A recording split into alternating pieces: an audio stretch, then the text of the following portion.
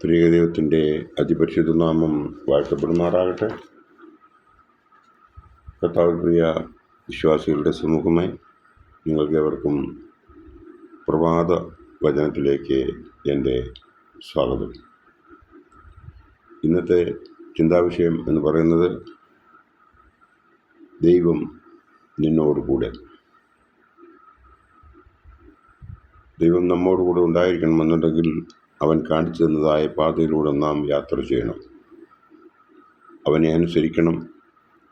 എപ്പോഴും പ്രാർത്ഥന ഉള്ളവർ ആയിരിക്കണം. അതിനായി ഒരു വേദഭാഗം നമുക്ക് നോക്കാം. യോശുവ 1:9. നിന്റെ ദൈവമായ യഹോവ നീ പോകുന്നിടത്തൊക്കെയും നിന്നോടുകൂടെ ഉള്ളതുകൊണ്ട് ഉറപ്പും ധൈര്യമുള്ളവനായിരിക്കുക. ഭയപ്പെടരുത്, ഭ്രമിക്കുകയും അരുത് എന്ന് ഞാൻ നിന്നോട് കൽപ്പിച്ചുവല്ലോ. നിന്റെ ദൈവമായ യഹോവ നീ പോകുന്നിടത്തൊക്കെയും നിന്നോടുകൂടെ ഉള്ളതുകൊണ്ട് ഉറപ്പും ധൈര്യമുള്ളവനായിരിക്കുക എന്ന് അവനെ ഓർപ്പിക്കുകയാണ്. നീ പോകുന്നിടത്തൊക്കെയും അവൻ നിന്നോടുകൂടെ ഉണ്ടായിരിക്കണമെങ്കിൽ നാം എപ്പോഴും അവനെ ഓർക്കുന്നവരായിരിക്കണം, എപ്പോഴും പ്രാർത്ഥിക്കുന്നവരായിരിക്കണം. ഉൽപ്പത്തി പുസ്തകം 28-ാം അധ്യായം 15-ാം വാക്യത്തിൽ പ്രകാരം പറയുന്നു, ഇതാ ഞാൻ നിന്നോടുകൂടെയുണ്ട്. ഈ പോകുന്നിടത്തൊക്കെയും നിന്നെ കാത്ത് ഈ രാജ്യത്തേക്ക് നിന്നെ മടക്കി വരുത്തും. ഞാൻ നിന്നെ കൈവിടാതെ നിന്നോട് അരുളിച്ചെയ്തത് നിവർത്തിക്കും എന്ന് പറയുന്ന ഈ ഭാഗം യാക്കോബിന് സ്വപ്നത്തിൽ വെളിപ്പെട്ടതാണ്. അവനോട് അരുളിച്ചെയ്തത് മുകളിൽ പറയുന്നുണ്ട്. 28-ാം അധ്യായം 13-14 വാക്യം നോക്കുമ്പോൾ നമുക്ക് അത് മനസ്സിലാകും. വെളിപ്പാട് പുസ്തകം 21-ാം അധ്യായം 3-4 വാക്യം നോക്കുമ്പോൾ നമ്മൾ അതിൽ കാണുന്നത്, സിംഹാസനത്തിൽ നിന്നും ഒരു മഹാശബ്ദം പറയുന്നതായി ഞാൻ കേട്ടു. ഇതാ മനുഷ്യരോട് കൂടെ ദൈവത്തിൻ്റെ കൂടാരം. അവൻ അവരോടുകൂടെ വസിക്കും. അവർ അവൻ്റെ ജനമായിരിക്കും. ദൈവം താൻ അവരുടെ ദൈവമായി അവരോടുകൂടെ ഇരിക്കും. അവൻ അവരുടെ കണ്ണിൽ നിന്ന് കണ്ണുനീർ എല്ലാം തുടച്ചു കളയും എന്നാണ് ഈ വേദഭാഗത്തിൽ പറയുന്നത്. ഇതിനാൽ നാം ദൈവത്തോട് കൂടുതലായി അടുക്കേണ്ടതുണ്ട്. പ്രാർത്ഥനയാണ് വളരെ ഇമ്പോർട്ടൻ്റ് ആയിട്ടുള്ളത്. അതില്ലാത്ത വീട് നശിച്ചു പോകും. അവിടെ സാത്താൻ ആയിരിക്കും വസിക്കുന്നത്. സാത്താൻ്റെ കൺട്രോളിലാകുന്ന ഒരു വീട്ടിൽ വരുന്ന അവസ്ഥ നമുക്കേവർക്കും അറിയാം. അവിടെ സന്തോഷവും സ്നേഹവും സമാധാനവും ഒന്നുമില്ലാത്ത ഒരു സ്ഥിതിയിലേക്ക് ചെന്ന് ആ ഭവനം എത്തിച്ചേരും എന്നുള്ളതിന് യാതൊരു സംശയവുമില്ല. പുറപ്പാട് പുസ്തകം 32-ാം അധ്യായം 33-ാം വാക്യം നോക്കുമ്പോൾ നാം അതിൽ കാണുന്ന ഒരു ഭാഗമുണ്ട്. യഹോവ മോശയോട്, എന്നോട് പാപം ചെയ്തവൻ്റെ പേര് ഞാൻ എൻ്റെ പുസ്തകത്തിൽ നിന്നും മായ്ച്ചു കളയും എന്ന് ഇവിടെ എഴുതിയിരിക്കുന്നു.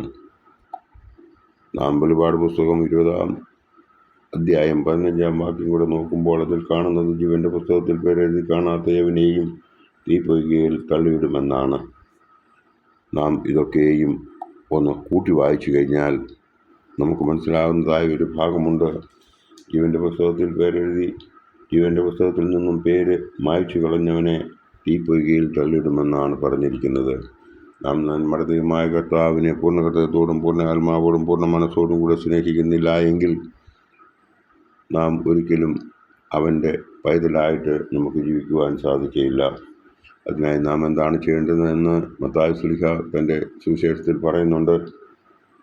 നിങ്ങൾ വണ്ണം പ്രാർത്ഥിപ്പീൻ, സ്വർഗസ്ഥനായ ഞങ്ങളുടെ പിതാവേ, നിൻ്റെ തിരുനാമം വിശുദ്ധീകരിക്കപ്പെടണമേ. നിൻ്റെ രാജ്യം വരയണമേ. നിൻ്റെ ഇഷ്ടം സ്വർഗത്തിലെ പോലെ ഭൂമിയിലുമാകണമേ. ഞങ്ങൾക്ക് ആവശ്യമുള്ള ആഹാരം ഇന്ന് തരണമേ. ഞങ്ങളുടെ കടക്കാരോട് ഞങ്ങൾ ക്ഷമിക്കുന്നത് പോലെ ഞങ്ങളുടെ കടങ്ങളെ ഞങ്ങളോടും ക്ഷമിക്കണമേ. ഞങ്ങളെ പരീക്ഷയിൽ കടത്താതെ ദുഷ്ടങ്ങളിൽ നിന്ന് ഞങ്ങളെ വിടുവിക്കണമേ. രാജ്യവും ശക്തിയും മഹത്വവും എന്നേക്കും നിനക്കുള്ളതല്ലോ എന്ന് ഇവിടെ പറയുന്നതായി നമുക്ക് കാണാം. അതിനായി നാം എന്താണ് ചെയ്യേണ്ടതെന്ന് 14 മുതൽ 18 വരെയുള്ള ഭാഗം വായിക്കുമ്പോൾ നമുക്ക് മനസ്സിലാവും. നിങ്ങൾ മനുഷ്യരോട് അവരുടെ പിഴകളെ ക്ഷമിച്ചാൽ സ്വർഗസ്ഥനായ നിങ്ങളുടെ പിതാവ് നിങ്ങളോട് ക്ഷമിക്കും. നിങ്ങൾ മനുഷ്യരോട് പിഴകളെ ക്ഷമിക്കാഞ്ഞാലോ നിങ്ങളുടെ പിതാവ് നിങ്ങളുടെ പിഴകളെ ക്ഷമിക്കുകയില്ല. ഉപവസിക്കുമ്പോൾ നിങ്ങൾ കപടഭക്തിക്കാരെ പോലെ വാടിമുഖം കാണിക്കരുത്. അവർ ഉപവസിക്കുന്നത് മനുഷ്യർക്ക് വിളങ്ങേണ്ടതിന് മുഖം വിരൂപമാക്കുന്നു. അവർക്ക് പ്രതിഫലം കിട്ടിപ്പോയി എന്ന് ഞാൻ സത്യമായിട്ടും നിങ്ങളോട് പറയുന്നു. നീയോ ഉപവസിക്കുമ്പോൾ നിന്റെ ഉപവാസം മനുഷ്യർക്കുള്ളത് എല്ലാ രഹസ്യത്തിലുള്ള നിന്റെ പിതാവിന് വിളങ്ങേണ്ടതിന് തലയിൽ എണ്ണ തേച്ച് മുഖം കഴുകുക എന്ന് ഇവിടെ പറയുന്നു. രഹസ്യത്തിൽ കാണുന്ന നിന്റെ പിതാവ് നിനക്ക് പ്രതിഫലം നൽകും എന്നും ഈ വേദഭാഗത്തിൽ നമ്മെ ഓർപ്പിക്കുന്നുണ്ട്.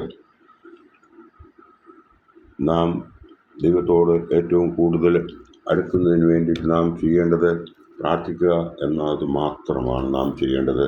പാപം ചെയ്യാതിരിക്കുക എന്നുള്ളതും നാം ഓർത്തിരിക്കേണ്ടതുണ്ട്.